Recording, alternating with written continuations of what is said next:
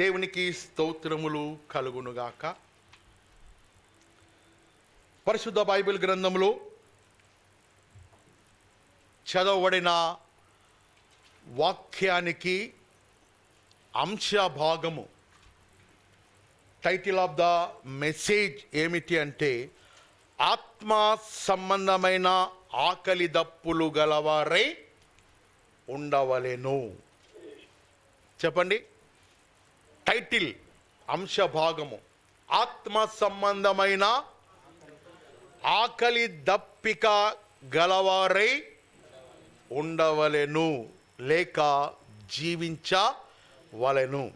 చదవబడిన వాక్య భాగములో ఆదికాండము 25వ అధ్యాయము 29, 30 వచన భాగాలలో, ఒకనాడు యాకోబు కలగూర వంటకము వండుచుండగా అలసి ఉన్న తన అన్న ఏశావు అప్పుడే పొలము నుండి ఇంటికి వచ్చి ఆ కలగూర వంటకము తయారు చేయబడుచుండగా ఆ ఎర్రగా ఆకర్షణీయముగా ఉన్న ఆ వంటకము వైపు ఆయన ఏశావు ఆకర్షింపబడి తన తమ్ముడైన యాకోబుతో ఆ ఎర్రగా కలగూర వంటకపు ఆ వంట నాకును పెట్టుమని కోరినప్పుడు, అప్పుడు యాకోబు సెలవిచ్చిన మాట ఏమిటి అంటే, నీ జ్యేష్ఠత్వము నాకు ఇమ్ము, అప్పుడు నేను ఈ ఎర్రగా ఉన్న కలగూరపు వంటకము నేను నీకు సిద్ధపరచి పెట్టేదను. ఏశావు తన యొక్క శరీర మనస్తత్వమును బట్టి,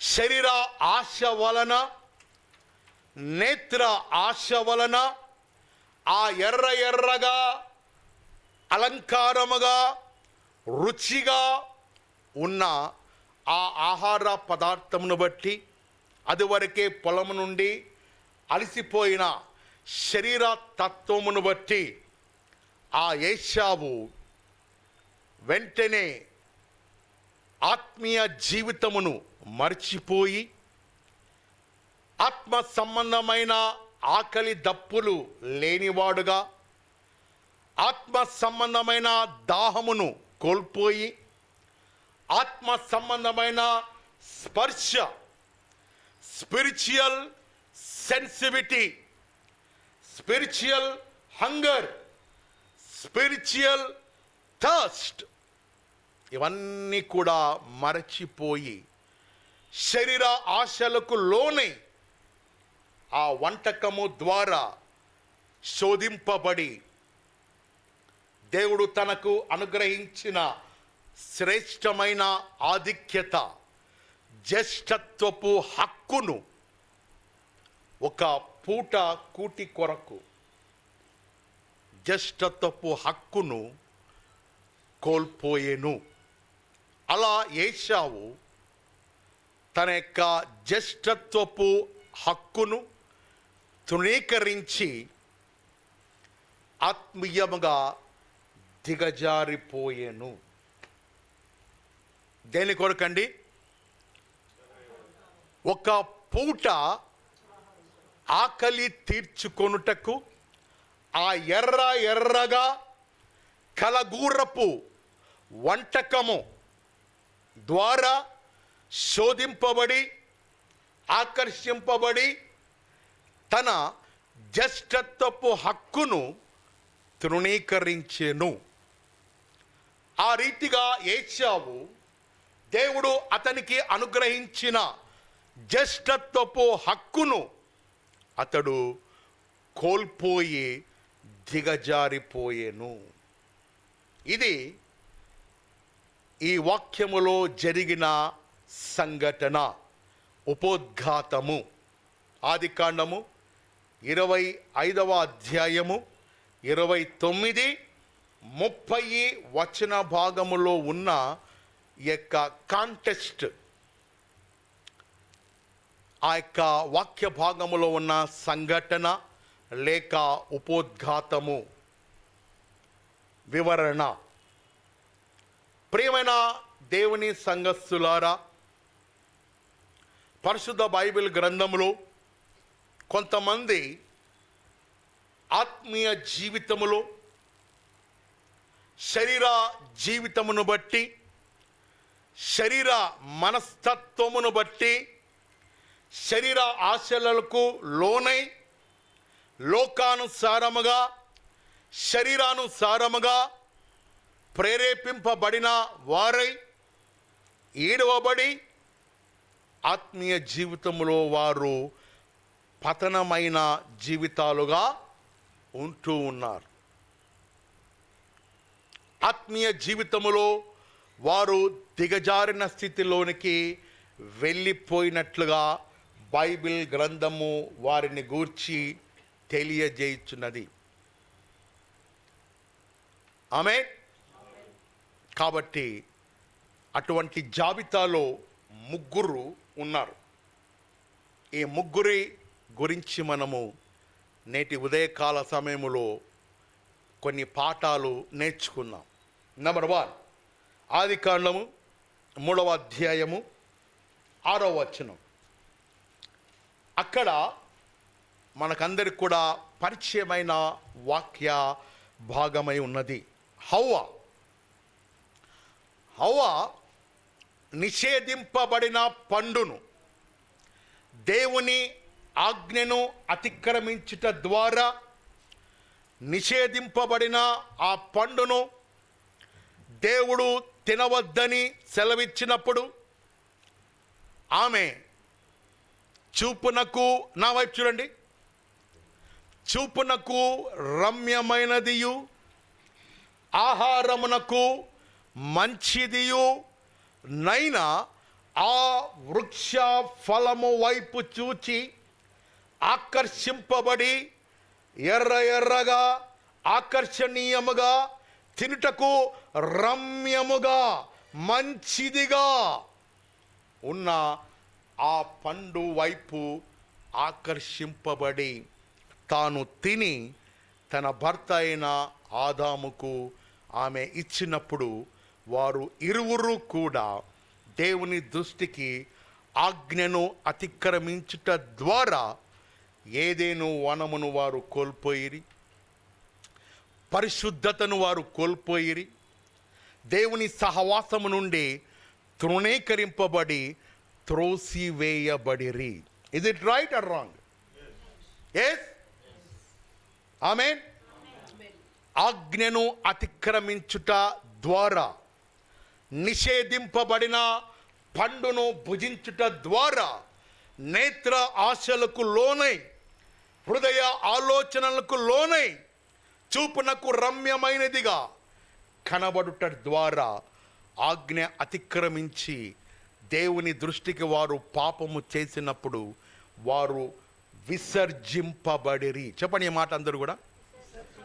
విసర్జింపబడిరి లేక త్రోసివేయబడిరి, రిజెక్టెడ్ చేయబడిరి. దానికి గల కారణము నిషేధింపబడిన పండును ఆజ్ఞ అతిక్రమించుట ద్వారా. నంబర్ 1 జాబితా. రెండవ వ్యక్తిని మనము జ్ఞాపకం చేసుకుని న్యాయాధిపతుల గ్రంథము 14వ అధ్యాయము 1వ వచనం. న్యాయాధిపతుల గ్రంథము 14:1 నా వైపు చూడండి. మీరు తర్వాత వాక్య భాగమును మీరు చదువుకొని గుర్తుపెట్టుకొని, న్యాయాధిపతుల గ్రంథము 14:1. ఇప్పుడు నా వైపు చూడండి. అక్కడ సంసోను అనే వ్యక్తి తిమ్నాతు పట్టణంలోకి పోయి అక్కడ ఫిలిప్తీయుల సర్దారులో ఉన్న ఒక స్త్రీని కనుగొని ఆ తిమ్నాతు పట్టణములో ఫిలిప్తీయుల కుమార్తెలలో ఒక స్త్రీని తన చూపునకు రమ్యమైనదిగా కనబడుట ద్వారా, తన హృదయానికి అంగీకారముగా కనబడుట ద్వారా, తాను దేవుని ద్వారా నాజీరు చేయబడిన ఒక వ్యక్తి అని మరచి తిమ్నాతు పట్టణములో ఫిలిప్తీల కుమార్తెలో ఒక స్త్రీని వివాహము చేసుకొనెను. ఆ తరువాత ఆ తిమ్నాతు పట్టణము నుండి సంసోను అక్కడ నుండి అతని జీవితము పతనములోనికి దిగజారిపోయి గాజా ప్రాంతములో నుండి ఆయన శోధింపబడి దేవుని ఆత్మను కోల్పోయి తృణీకరింపబడి విసర్జింపబడి దాగోను దేవుని మందిరములో ఒక విలాసవంతమైన ఆట వస్తువుగా ఆయన జీవితము ఆ స్థితిలోనికి దిగజారిపోయెను. ఒక న్యాయాధిపతి, పరాక్రమశాలి, తన యొక్క చేతితో సింహమును, ఒకడు మేక పిల్లను చీల్చినట్లుగా కొదమ సింహమును చీల్చివేసినటువంటి వ్యక్తి, గాడిద దవడ ఎముకతో 3000 మంది ఫిలిప్తీలను హతమార్చిన పరాక్రమము గల వ్యక్తి ఏ స్థితిలోనికి దిగజారిపోయినాడో గమనించండి. గాజా ప్రాంతము నుండి, తెలియలా స్థితిగతుల నుండి పరిశుద్ధాత్మను కోల్పోయి దేవుని ద్వారా తృణీకరింపబడి దాగోను అను మందిరములో ఒక ఆట వస్తువుగా, పరిహాసకుడుగా తన జీవితము మార్చబడెను. కారణము, దానికి గల కారణము ఏమిటి అంటే, అతడు తన యొక్క శరీర జీవితానికి అవకాశము ఇచ్చుట ద్వారా ఆ యొక్క ఫిలిప్తీల కుమార్తెలలో ఒక స్త్రీని వివాహము చేసుకొనుట ద్వారా, దేవునికి వ్యతిరేకముగా జీవించుట ద్వారా అట్టి స్థితిగతిలోనికి సంసోను జీవితము దిగజారిపోయెను. రెండవ వ్యక్తి. మూడవ వ్యక్తిని మనము జ్ఞాపకం చేసుకుందాం. మొదటి సమూయేలు గ్రంథము 15వ అధ్యాయము 9వ వచనం. సౌలు తన కంటికి కనబడిన క్రొవ్విన గొర్రెలను, ఎడ్లను ఆయన కొన్నిటిని నిర్మూలము చేయకుండా, దేవుడైన యెహోవా సౌలు, పాత నిబంధనలో ఉన్న సౌలు రాజు, దేవుడైన యెహోవా సెలవిచ్చిన మాట ఏమిటి అంటే, నీవు అమాలేకీయుల మీదకి యుద్ధముకు వెళ్ళి ఆ అమాలేకీయులను చెరపట్టి హతమార్చుము. నా వైపు చూడండి, వాక్యము కాన్సన్ట్రేట్ చేయండి. వాక్యము వినుట వలన ఏం కలుగుతుంది? విశ్వాసము కలుగుతుంది. వాక్యము వినుట ద్వారా మన యొక్క ఆధ్యాత్మికమైన జీవితంలో అభివృద్ధి దశలోనికి మనము ముందుకు సాగిపోతాం. కాబట్టి ఎక్కువ శాతం వినుటకు వేగిరపడండి. ఏం చెప్తున్నారో, ఏ వాక్యము ఇక్కడ ప్రకటింపబడుచున్నదో మీ హృదయంలోనికి దానిని తీసుకునేందుకు ఆత్మ సహాయము ద్వారా ప్రయత్నించండి. అపవాది ఎక్కడ పనిచేస్తాడంటే, ప్రధానమైన ప్రదేశము mind. Body present, mind all over India. ఇక్కడ కూర్చుంటారు అంతే, ఎక్కడో విదేశాలకు వెళ్ళిపోయింటారు, అలా అలా అలా అలా అలా గాలిలో తేలుతా అంటారు, మళ్ళా అలర్ట్ అవుతారు. అలా కాకోకుండా ఉండాలి అంటే వాక్యము ఎడల మనము ఆసక్తి కలిగిన వారై జాగ్రత్త వహించాలి. ఉన్నదే మనం కొద్ది సమయం, మహా అంటే ఒక 20 నిమిషాలు, అంతకంటే ఉండం ఇక్కడ. బైబిల్ గ్రంథం ఏమో, దీవారాత్రములు దేవుని మందిరములో నివసించేదను. దానికి ఆపోజిట్ డైరెక్షన్లో మనము జీవిస్తూ ఉంటాం. కాబట్టి ఆ యొక్క సౌలు క్రొత్త నిబంధన సౌలా, పాత నిబంధన సౌలా? చెప్పండి.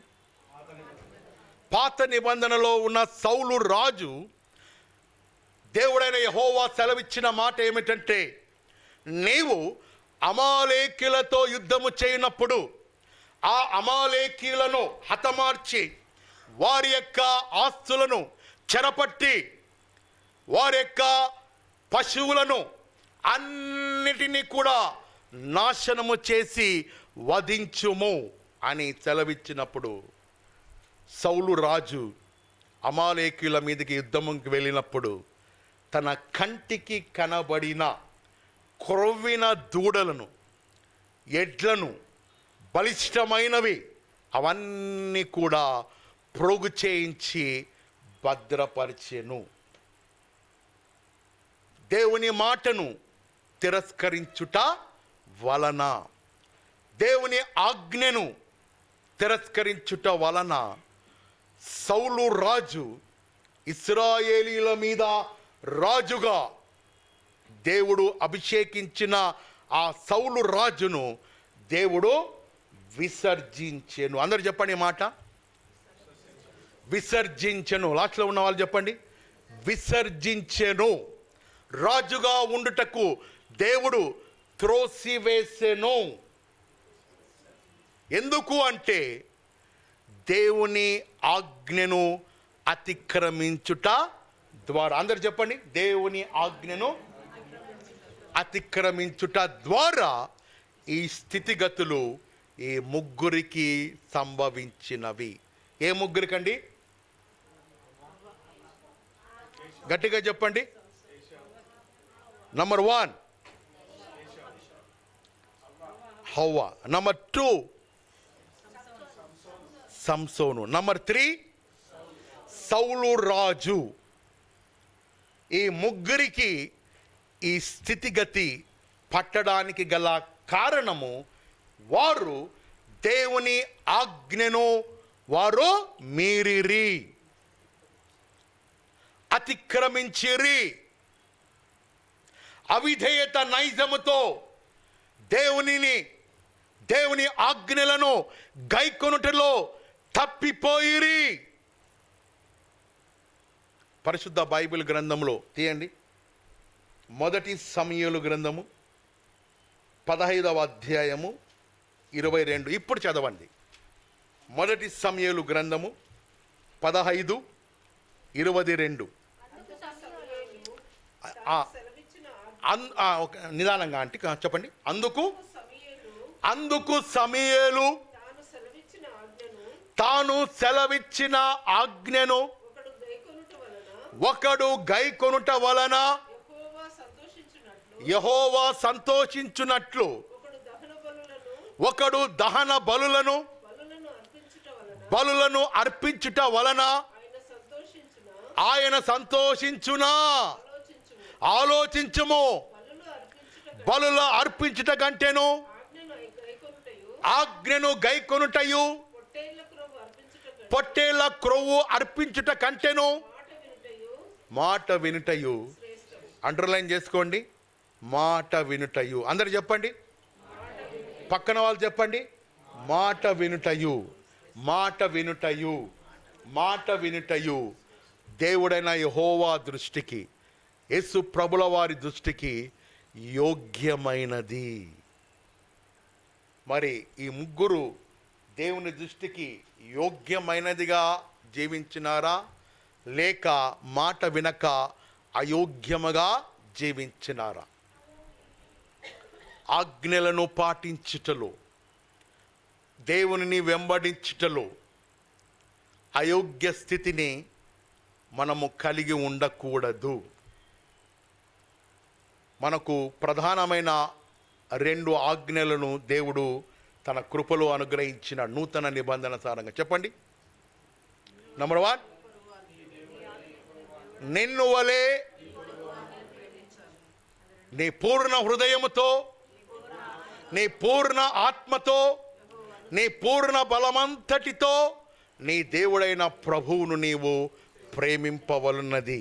రెండవది, నిన్ను వలె నీ పొరుగు వారిని ప్రేమించుము. మరి ఎంతవరకు ఈ ప్రధానమైన ఆజ్ఞలను మనము పాటించుచున్నాం? ప్రశ్న. దేవుణ్ణి ప్రేమించుటలో ఆదివారము ఆరాధన అనగా ఎంతమంది భయభక్తులతో దేవుని మందిరానికి వచ్చుటలో, వాక్యము వినుటలో, దేవుని స్తుతించుటలో, కానుకలు సమర్పించుటలో, కృతజ్ఞతాస్తుతులు చెల్లించుటలో ఎంతవరకు ఆయన యందు భయభక్తులు కలిగి వచ్చుచున్నారు? ఆజ్ఞను పాటించడములో జాగ్రత్త వహించుచున్నారు? నిన్ను వలె నీ పొరుగు వారిని ప్రేమించుటలో ఎంతవరకు మనము దేవుని ఆజ్ఞకు లోబడుతున్నాం అన్నది మనలను మనము ప్రశ్నించుకొనవలెను. ఒకవేళ మన జీవితాలు దేవుని ఆజ్ఞకు లోబడక, వాక్యమునకు విధేయత చూపక ఉండిన ఎడల ఈ ముగ్గురి జీవితాల వలె ఏమవుతారండి? ఫిలప్ ది బ్లాంక్, మీరే ఫిలప్ చేసుకోండి. ఈ ముగ్గురు ఏమైనారు? తృణీకరింపబడిరి, విసర్జింపబడిరి, వెలివేయబడిరి, త్రోసివేయబడిరి. They are rejected. అటువంటి స్థితిగతులలో మన జీవితాలు, ఆత్మీయ జీవితాలు వెళ్ళకుండా వీరిని మనకు మాదిరిగా, హెచ్చరికగా బైబిల్ గ్రంథము హెచ్చరించుచున్నది. దేవుని వెంబడించుటలు, ఆయన ఆజ్ఞలను లోబడుటలు, ఆయనను ప్రేమించుటలు, దశమ భాగాలు చెల్లించుటలు, కృతజ్ఞతాస్తుతులు చెల్లించుటలు, ఆయన మందిరానికి వచ్చుటలు, వాక్యము వినుటలు, వాక్యమందు ఆసక్తి కలిగి వాక్య ప్రకారంగా జీవించుట యందు వ్యక్తిగతంగా నేను ఎంతవరకు దేవునికి లోబడుతున్నాను అన్నది ప్రశ్నార్థకము. చదవబడిన వాక్య భాగములో, పరిశుద్ధ బైబిల్ గ్రంథంలో చదవబడిన వాక్య భాగంలో 2 రకముల ఆకలి దప్పులు గల వారిని ఈ వాక్య భాగములో మనము చూచుచున్నాం. 2 రకముల ఆకలి దప్పులు గల వారిని చదవబడిన వాక్య భాగములో మనము చూచుచున్నాం. వారు ఇద్దరూ కూడా ఒకే తల్లి గర్భమందు జన్మించిన కవల పిల్లలై ఉన్నప్పటికీ, ఒకే రక్తము పంచుకొని పుట్టిన బిడ్డలైనప్పటికీ, వారి యొక్క ఆధ్యాత్మికమైన జీవితంలో కానీ వారి వ్యక్తిగత జీవితాల మధ్య ఆకలి దప్పలు వేరువేరుగా ఉన్నాయి. ఆ వాక్యము ఏమిటో ధ్యానిద్దాం. ఏశావు అనగా చెప్తారా? ఒకటి ఎర్రని రోమములు కలిగిన వాడు, ఇంకొకటి ఏశావు అనగా అరణ్యవాసి. చెప్పండి. ఏశావు అనగా అరణ్యవాసి, యాకోబు అనగా గుడారవాసి. నా మాటలు కాదండి, బైబిల్లో ఉన్న మాటలు చెప్తున్నా. ఏశావు అనగా అరణ్యవాసి, యాకోబు అనగా గుడారవాసి.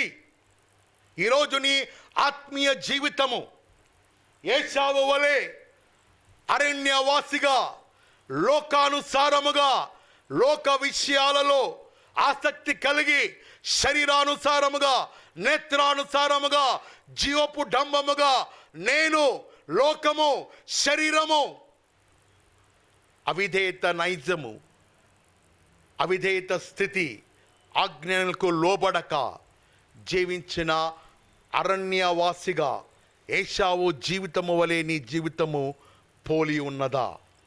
లేక ఆత్మీయ జీవితములో యాకోబు వలె గుడారవాసిగా దేవుని మందిరానికి వచ్చుటలో, ప్రార్థనలు చేయుటలో, విజ్ఞాపన ప్రార్థనలు చేయుటలో, నీ కుటుంబంలో ప్రార్థనలు జరిపించుట యందు ఆసక్తి కలిగి, వాక్యమందును, ప్రార్థన యందును, సహవాసమందును, ప్రేమ యందును, ఐక్యత యందును వర్ధిల్లేడి నేను నా కుటుంబము యెహోవా యందు ఆనందించెదము అన్న రీతిగా గుడారవాసిగా నీవు, నేను, మనము, మన కుటుంబాలు ఈ ఉదయకాల సమయంలో ఉంటున్నాయా? వ్యక్తిగతంగా మనల్ని మనము పరిశీలించు కొనవలెను. ఏశావు శరీర జీవితానికి సాదృశ్యంగా ఉన్న వ్యక్తి. చెప్పండి, నిద్రపోవద్దండి. ఏశావు శరీర జీవితానికి సాదృశ్యంగా ఉన్న వ్యక్తి. యాకోబు ఆత్మీయ జీవితానికి గుడారవాసిగా సాదృశ్యంగా ఉన్న వ్యక్తి. ఈ ఉదయకాల సమయంలో మన యొక్క జీవితాలు ఆత్మీయముగా శరీర ఆకలి దప్పులు కలిగిన వారుగా ఏశావు వలె ఉంటున్నామా? ఏశావు తన కొరకే తాను జీవించినాడు. నా ప్రాణమా వేటాడుము, మాంసము వండుము, చికెన్ ఫ్రై చెయ్యము, తందూరి చెయ్యము, రోస్టు చెయ్యము, తినము, తాగుము, జీవించము, అనుభవించము. యాకోబు అయితే ఆత్మ సంబంధమైన ఆశీర్వాదములు పొందుకొనుటలో, ఆత్మ సంబంధమైన దీవెనలు పొందుకొనుటలో, దేవుని యందు భయభక్తులు కలిగి ఆత్మ సంబంధమైన ఆకలి దప్పులు గలవాడై జీవించుటలో, పొందుకొనుటలో ఆసక్తి కనబరిచెను. తీయండి పరిశుద్ధ బైబిల్ గ్రంథంలో మత్తయి రాసిన సువార్త ధన్యతలు 5:6.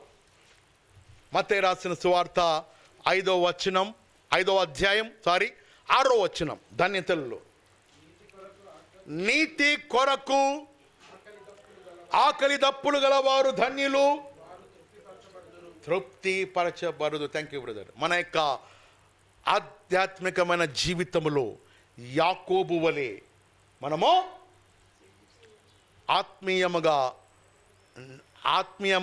ఆకలి దప్పులు గలవారై, నీతి కొరకు ఆకలి దప్పులు గలవారై మనము జీవించుటలో ఆసక్తి కనబరచవలెను. ఉదాహరణకు శరీర జీవితంలో ఆకలి దప్పులు ఒకవేళ మనము కోల్పోయినట్లయితే మన యొక్క శరీరంలోనికి వ్యాధి కానీ లేదా ఇతర ఏవైనా కాలుష్యము ద్వారా కానీ ఏవైనా వ్యాధులు మన శరీరంలో ప్రవేశించినప్పుడు మన యొక్క శరీరము ఆకలి దప్పులను, రుచులను కోల్పోయే స్థితిలో ఉంటుంది. ఎంతమంది ఈ ప్రాబ్లం ఫేస్ చేసి ఉంటారు? బాగా టైఫాయిడ్ జ్వరం వచ్చినప్పుడు చికెన్ బిర్యానీ పెట్టినా టేస్ట్ ఉండదు, ఆ రుచి మొగ్గలు కోల్పోతాయి, తినలేం. ఈవెన్ వాసన కూడా మనము గమనించలేం, స్పర్శించలేం. కొన్ని ఫీవర్స్ కానీ కొన్ని వ్యాధులు కానీ, జలుబు, దగ్గు, పడిశము, ఇతర ఏవైనా సమస్యలు ఉన్నప్పుడు శరీరము ఆకలి దప్పులను సహజ నైజము గుణము కోల్పోతుంది. అప్పుడు ఏం చేస్తాము? అలాగే ఉంటామా? వెంటనే వైద్యుని దగ్గరకు వెళతాం, డాక్టర్లను సంప్రదిస్తాం, పరీక్షలు చేసుకుంటాం, దానికి తగిన మందులు మనము తీసుకొని ఆ తర్వాత ఆకలి దప్పులు గలవారై జీవించేందుకు మనము ప్రయత్నము చేస్తాం. అదే రీతిగా ఆత్మీయ జీవితంలో ఆత్మీయ స్పర్శ, ఆత్మీయ దాహము, ఆత్మీయ ఆకలి, spiritual hunger, spiritual thirst, spiritual sensitivity వారి యొక్క జీవితాలలో పాపము ప్రవేశించుట ద్వారా, ఆ పాపానికి అవకాశం ఇచ్చుట ద్వారా వారి జీవితంలో ఆధ్యాత్మికముగా, ఆత్మీయ జీవితములో నీతి కొరకు ఆకలి దప్పులు లేని వారుగా వారు జీవిస్తూ ఉంటారు. ఆరాధనకు రమ్మంటే రారు. దేవుని యొక్క మందిరానికి వస్తే కొద్దిసేపు ఉండి వెళ్ళిపోవడం, లేదా దేవుని యొక్క వాక్యము చదవకపోవడం, ప్రార్థనలు లేకపోవడం, ఇలా వారు జీవించడం ద్వారా డే బై డే వారి యొక్క ఆధ్యాత్మికమైన జీవితంలో ఆకలి దప్పులు స్పర్శ కోల్పోయి ఆత్మీయముగా వారు దిగజారే స్థితిలోనికి వారు వెళ్ళిపోతూ ఉంటారు. అటువంటి వారు ఎవరి దగ్గర రావాలండి? పరమ వైద్యుడు అయిన యేసుక్రీస్తు ప్రభుల వారి చెంతకు వచ్చిన ఎడల ఆయన స్వస్థపరచు రాఫాగా, కాపాడే దేవుడిగా, ఇమానుయేలుగా, రక్షకుడిగా బైబిల్ సెలవిస్తున్నది. ఇదిగో ప్రయాసపడి భారము మోయిచున్న ఓ క్రైస్తవ సంఘస్థులారా, ఓ ప్రజలారా, నా యొద్దకు రండి, నేను మీకు కాపాడే దేవుడను, దీవించే దేవుడను, నడిపించే దేవుడను, స్వస్థపరిచే దేవుడను అని తన రెండు హస్తములను చాపి పిలుచుచున్న దేవుడు. మనకు ఆధ్యాత్మికమైన జీవితంలో అటువంటి లోపాలు ఏవైనా ఉన్నట్లయితే వాటిని మనము సరిచేసుకొనవలెను. సరిచేయబడుటకు ఎవరి దగ్గర రావాలండి? పరమ వైద్యుడైన క్రీస్తు దగ్గరకు మనము రావలెను. శరీర ఆకలి దప్పులు లేనట్లయితే వెంటనే మనం వైద్యులను సంప్రదిస్తాం. ఆ టెస్టులు, ఈ టెస్టులు, అవి ఇవి, ఆ మాత్రలు, ఈ మాత్రలు, ఎన్నో జాగ్రత్తలు తీసుకొని ఈ శరీరాన్ని బాగు చేసుకోవాలని ఎంతో తహతహలాడుతాం. ఎలా అండి? తహతహలాడుతాం. ఆధ్యాత్మికమైన జీవితంలో నీ ఆత్మీయ జీవితానికి ఆత్మ సంబంధమైన స్పర్శ, ఆత్మ సంబంధమైన దాహము, ఆత్మ సంబంధమైన వాక్యం అనే మన్నా, ఆకలి లేకుండా మోడుబారిన స్థితిలో ఉండిన ఎడల, దిగజారే స్థితిలోనికి జీవిస్తూ ఉన్న ఎడల వెంటనే పరమ వైద్యుడైన క్రీస్తు చెంతకు మనము వచ్చి సరిచేయబడవలెను. బోడు బారిన జీవితాలను గరింపచేయగలవు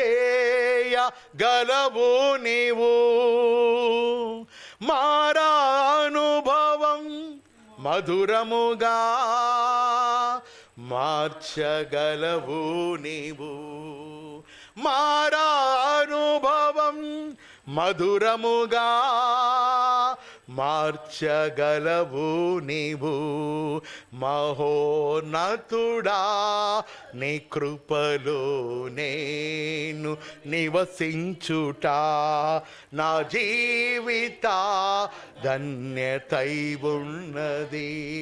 మహోన్నతుడా నీ కృపలో నేను నివసించుట, మహోన్నతుడా నీ కృపలో నేను నివసించుట నా జీవిత ధన్యతై ఉన్నది. కాబట్టి మన జీవితంలో ఉన్న చేదు, వైరాగ్యము, ఫలింపలేని స్థితి, మారాలాంటి శోధన, వేదనలు, ఆత్మీయ జీవితంలో ఎదుగుదల లేని స్థితి, ఆకలి దప్పులు లేనివారుగా, స్పర్శ లేనివారుగా, దాహము లేనివారుగా ఎవరైతే ఉంటున్నారో వారు ప్రభు అయిన యేసుక్రీస్తు చెంతకు వచ్చిన ఎడల ఆయన నిన్ను స్వస్థపరిచే దేవుడై ఉన్నాడు. నిన్ను స్వస్థపరిచే యెహోవాను నేనే అన్న వాగ్దానముతో తృప్తిపరిచే దేవుడు. ఆమెన్ చెప్దాం. ఆమెన్. హల్లెలూయా. దేవునికి స్తోత్రములు కలుగునుగాక. మన యొక్క ఆధ్యాత్మికమైన జీవితాలు దేవుని యందు ఆకలి దప్పులు గలవారై ఉండవలెను. ఎవరి అందండి? దేవుని యందు ఆకలి దప్పులు గలవారై ఉండుటకు మనము జీవించవలెను. లోక సంబంధమైన ఆకలి దప్పులు గలవారుగా, ఏషావుగా, అరణ్యవాసిగా మన జీవితాలు ఉండకూడదు. యాకోబు వలె దేవుని ఆశీర్వాదములు పొందుకొనుటలో, దేవుని దీవెనలు స్వతంత్రించుకొనుటలో ఆత్మ సంబంధమైన ఆకలి దప్పులు గలవారుగా మనము ఈ లోకములో జీవించవలెను. అందులో భాగముగా కీర్తనలు 42వ అధ్యాయము 1, 2 అందరికీ తెలిసిన వాక్య భాగమే. చిన్నప్పటి నుంచి వాక్య భాగం విని విని విని విని విని విని దుప్పినీటి వాగులకు ఆశపడునట్లుగా దేవా నీ కొరకు నా ప్రాణము ఆశపడుచున్నది. దుప్పినీటి వాగుల కొరకు దేవా ఆశపడునట్లు నీ కొరకు నా ప్రాణము ఆశపడే ప్రాణముగా ఉండునుగాక. ఆమేన్. మన యొక్క జీవితాలలో, ఆధ్యాత్మికమైన జీవితాలలో నీతి కొరకు ఆకలి దప్పులు గలవారుగా ఉండుటలో, ఆధ్యాత్మికముగా యాకోబు వలె ఆశీర్వాదములు దీవెనలు పొందుకొనుటలో నీతి కొరకు ఆకలి దప్పులు గలవారుగా, దుప్పి ఏ నీతిగా నీటి కొరకు అది వెతుకుతున్నదో, దుప్పి నీటి వాగుల కొరకు ఆశపడినట్లు మన ప్రాణములు దేవుని కొరకు ఆశపడే ప్రాణముగా ఉండవలెను. రెండవదిగా కీర్తనలు 63, 1, 2. కీర్తనలు 63వ అధ్యాయము 1, 2 వచనం. దేవా నా దేవుడవు నీవే అనే మాట చదవండి. నా దేవుడవు నీవే, వేక్కువనే నిన్ను వెతుకుదును, నీ బలమును నీ ప్రభావమును చూడవలెనని పరిశుద్ధాలయమందు నేనెంతో ఆశ పెట్టుకొని ఉన్నాను. నీ తట్టు కనిపెట్టి ఉన్నాను. నీళ్లు లేక ఎండిన దేశమందు నా ప్రాణము నీ కొరకు, అండర్లైన్ చేసుకోండి, తృష్ణ గొనుచున్నది, దాహము గొనుచున్నది. ఆధ్యాత్మికమైన దాహము కలిగిన ఓ క్రైస్తవ సంఘమా, లేమో, సిద్ధపడుము. దుప్పినీటి వాగుల కొరకు ఆశపడినట్లు దేవా నాలో అటువంటి ఆధ్యాత్మికమైన ఆశను రగిలించుము.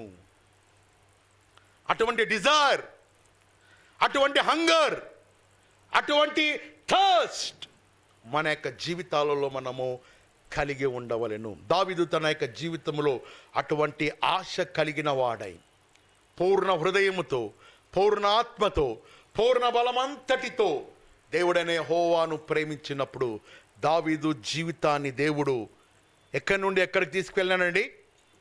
గొర్రెల కాపరిగా ఉండిన దావీదు జీవితాన్ని ఇశ్రాయేలు దేశమంతటి మీద రాజుగా ఏలుబడి చేయుటకు, అటువంటి ఉన్నతమైన స్థితిలోనికి దావీదు దీవింపబడినాడు. కారణం, వేకువనే దావీదు దేవునిని వెతికినాడు. ఆధ్యాత్మికంగా ఆకలి దప్పులు గలవాడై వెతికినాడు.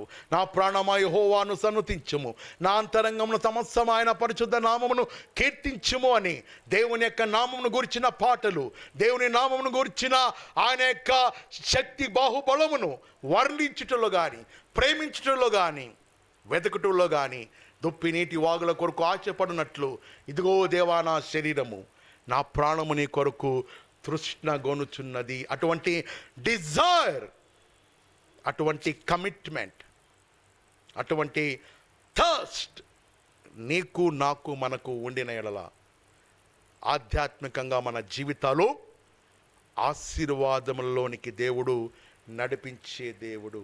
ఆమేన్. బైబిల్ గ్రంథము చెప్పుచున్నది, ఏశావు వంటి వారు ఎవరు కూడా ఉండకూడదు. బైబిల్ మనలను హెచ్చరించుచున్నది. హెబ్రీయులకు రాసిన పత్రిక 12వ అధ్యాయము 16, 17. జాగ్రత్తగా వినండి. ఒక పూట కూటి కొరకు తన జ్యేష్ఠత్వపు హక్కును అమ్మి వేసిన ఏశావు వంటి, అండర్లైన్ చేసుకోండి, భ్రష్టుడు. అందరూ చెప్పండి, ఏశావు లాంటి భ్రష్టుడు, వ్యభిచారి అయినా ఉండునేమో అని.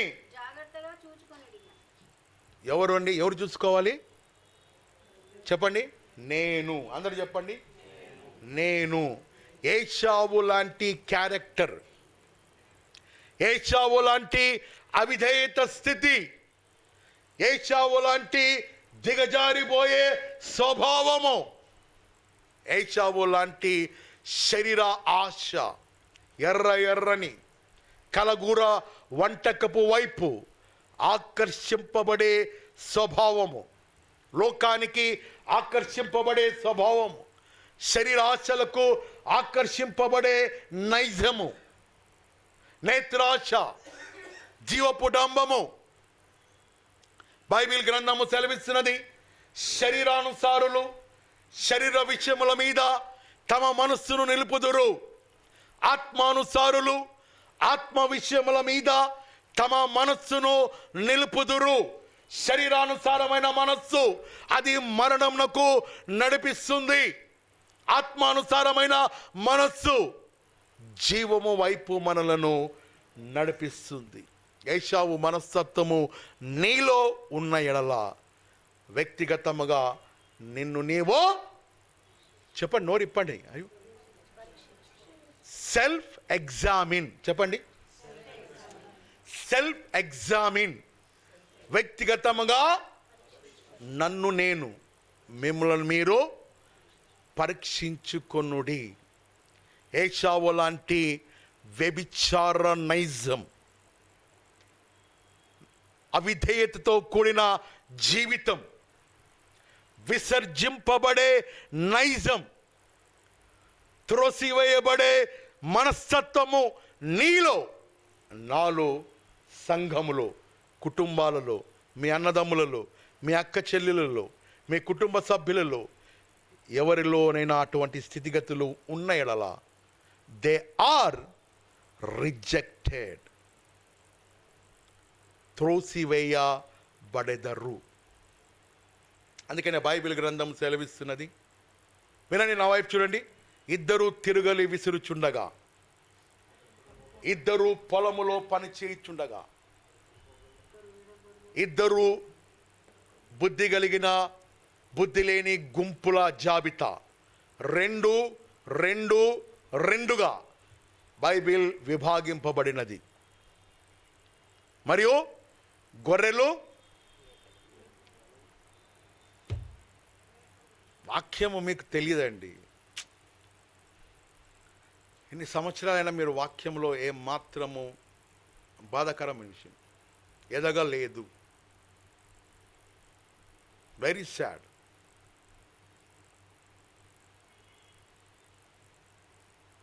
దేవుడే మీకు జవాబై ఉన్నాడు. మేకలు ఒక వర్గానికి సంబంధించిన జీవితానికి సూచనగా ఉన్నాయి. గొర్రెలు ఒక వర్గానికి సంబంధించిన వ్యక్తులుగా సూచనగా ఉన్నాయి. ఇద్దరు తిరుగలు విసురుచుండగా, ఇద్దరు పొలములో పని చేయుచుండగా, ఒకరు ఎత్తబడెదరు, మరి ఒకరు విడవబడెదరు. ఒకవేళ భార్య రక్షింపబడితే భర్త విడవబడతారు. భర్త రక్షింపబడితే భార్య విడవబడుతుంది. భార్య భర్త ఇరువురు రక్షింపబడిన ఎడల ఎత్తబడతారు. పిల్లలు రక్షణ లేని ఎడల విడవా పడెదరు. అదే అదే ఆ రోజు, యేసయ్య ఉగ్రత రోజు, ఏడేళ్ల శ్రమల రోజు, పాపులంతా ఏడ్చే రోజు. అదే అదే ఆ రోజు, తల్లి జాడ పిల్లకు లేదు, పిల్ల జాడ తల్లికి లేదు, చెట్టుకొక్కరై పుట్టకొక్కరై అనాథలై అరచే రోజు. ఆ రోజు శ్రమ నుండి తప్పించే నాథుడు లేడు.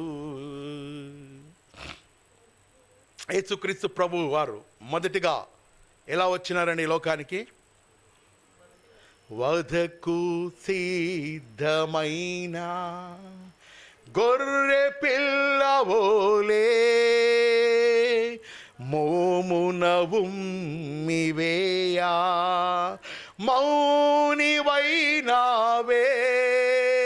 దూషించి అపహసించి హింసించిరా నిన్ను. ఎలా వచ్చినాడండి? వధకు తేబడు గొర్రెవలే. ఆయన రెండవ రాకడ అగ్ని నేత్రములతో అపరంగి పాదములతో యూదా గోత్రపు సింహముగా రాజుగా ఆయన విచ్చేయుచున్నాడు. ఆ రోజు నీవు కనికరం కొరకు మొరపెట్టిన, అర్థించిన, వేదన పడిన కనికరము చూపని దేవుడు. ఇంతవరకు యేసుక్రీస్తు ప్రభువును ఒక కాయిన్ వైపే మీరు చూడగలుగుతున్నారు. దేవుని గుణలక్షణములో ఒక గుణలక్షణం గాడ్ ఆఫ్ జస్టిస్. ఆయన న్యాయవంతుడు. ప్రేమ, కనికరము, జాలి, వాత్సల్యత చూపే ఒక భాగము. రెండవ భాగము ఈజ్ ద ఆల్మైటీ గాడ్. రెండవ కోణము ఈజ్ ద జస్టిస్. తప్పును తప్పుగా శిక్షించే దేవుడు. గమనించండి, ఏశావు ఏ గోత్రముల నుండి ఆయన వచ్చిన వ్యక్తి అండి? ఏశావు యొక్క పూర్వీకులు ఎవరండి? వంశావళి అబ్రహాము, మన తాత అబ్రహాము. ఏశావు తండ్రి ఇస్సాకు. అబ్రహాము ఇస్సాకు సంతతిలో ప్రథమ కుమారుడిగా ఏశావు జన్మించినప్పటికీ ఏశావులో ఉన్న ఆ గుణలక్షణమును బట్టి, జ్యేష్ఠత్వపు హక్కును కోల్పోయే హృదయమును బట్టి దేవుడైన యెహోవా ఏశావును తృణీకరించుటలో కానీ శిక్షించుటలో కానీ అబ్రహామును కూడా కేర్ చేయలేదు. ఇస్సాకును కూడా ఆయన పరిశీలించలేదు, పరీక్షించలేదు. ఎందుకంటే he is the God of justice. ఆయన న్యాయవంతుడైన దేవుడు. అబ్రహామును లక్ష్య పెట్టలేదు, ఇస్సాకును లక్ష్య పెట్టలేదు.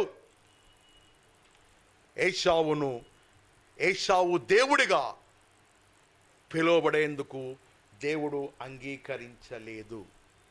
కారణం, ఆత్మీయ జీవితంలో ఏశావు తన జ్యేష్ఠత్వపు హక్కును తృణీకరించబడి విసర్జింపబడిన వాడుగా జీవించెను.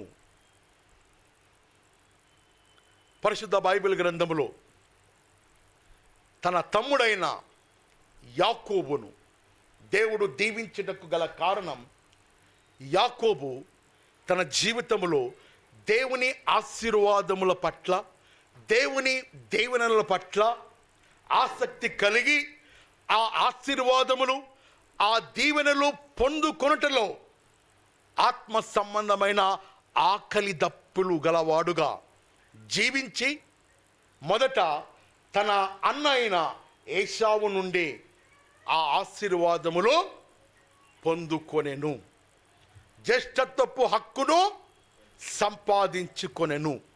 రెండవదిగా తన తండ్రి అయిన ఇస్సాకు దగ్గరకు వెళ్ళి ఆ ఆశీర్వాదములు పొందుకొనెను. మూడవదిగా యాకోబు గుణములో యబ్బోకు రేవు వద్ద యాకోబు ప్రయాణమవుతున్నప్పుడు బేతేలు అనే ప్రాంతములో రాత్రంతయు కూడా యెహోవాతో, దేవుని దూతతో పెనుగులాడి పోరాడి, నీవు నన్ను దీవించితే నేను నిన్ను వదలను అని పట్టుదల కలిగి ప్రార్థనలో వేచి ఉండెను. అలా యబ్బోకు రేవు దగ్గర బేతేలు మార్గములో దేవుని ఆశీర్వాదములు పొందుకొనిన తర్వాత యాకోబు జీవితము దీవింపబడి ఇశ్రాయేలుగా మార్చబడిన. చెప్పడం కూడా దేవుని మహింపరుద్దాం. అంత మాత్రమే కాదు కానీ దేవుడైన యెహోవా ఎవరి పేరున యెహోవా దేవుడుగా పిలువబడినట్టు చెప్పండి. యాకోబు దేవుడిగా, ఇశ్రాయేలీల దేవుడిగా, దేవుడు యాకోబు దేవుడుగా పిలువబడుటకు ఆయన హృదయము అంగీకరించెను. ఏశావు దేవుడుగా దేవుడు పిలువబడుటకు ఆయన హృదయము అంగీకరించలేదు. దానికి గల రీజన్స్, కారణాలు, ఏశావు అయితే శరీర మనస్తత్వము కలిగిన వాడై తన జ్యేష్ఠత్వపు హక్కును తృణీకరించినాడు. అందరు చెప్పండి, ఈ మాట మీ హృదయంలో పోనీయండి. తృణీకరించెను చెప్పండి. యాకోబు అయితే ఆ ఆశీర్వాదముల కొరకు తహతహలాడి ఆ ఆశీర్వాదములు పొందుకున్నట్లు ఆత్మ సంబంధమైన ఆకలి కలిగిన వాడై, కొంచెం ఈ స్పీడ్ పెంచిన ఆయన, ఇది కొంచెం ఆకలి కలిగిన వాడై ఆధ్యాత్మికమైన విషయములో ఆశీర్వాదములు పొందుకున్నట్లు తాను ప్రయాసపడి యబ్బోకు రేవు దగ్గర పోరాడి, బేతేలు ప్రాంతములో దేవునితో పోరాడి, తన తండ్రి యొద్ద నుండి సంపాదించుకొని, తన అన్న నుండి సంపాదించుకొని ఇశ్రాయేలుగా దీవింపబడి సైన్యములకు అధిపతియగు యెహోవా యాకోబు దేవుడుగా పిలువబడుటకు తన జీవితాన్ని క్రమపరుచుకొనెను. ఈ ఉదయకాల సమయంలో మన యొక్క ఆధ్యాత్మికమైన జీవితాలు ఎవరిని పోలి ఉన్నవి? విడవబడే గుంపు జాబితాలో నీవు ఉంటున్నావా? లేక ఎత్తబడే యాకోబు సాదృశ్యంగా ఉన్న యాకోబు జీవితం వలె మన జీవితము ఉన్నదా? ఏశావు ఎవరండి? అందరు చెప్పండి, అరణ్యవాసి. అరణ్యము దేనికి సాదృశ్యము? లోకానికి సాదృశ్యము. ఏశావు మనస్తత్వము ఉంటే విసర్జింపబడతారు. యాకోబు గుడారవాసి. దేవుని యొక్క మందిరములో, దేవుని యొక్క సన్నిధిలో మనము ఎదుగుటలో, ఫలించుటలో, కీర్తనకారుడు సెలవిచ్చిన మాట తీయండి. కీర్తనలు 52:9. కీర్తనలు 52:9 వాక్యాన్ని ముగిస్తున్నానండి. పచ్చని ఒలీవ మొక్కవలే అనే మాట ఉంటుంది చూడండి. 52:9 నేనైతే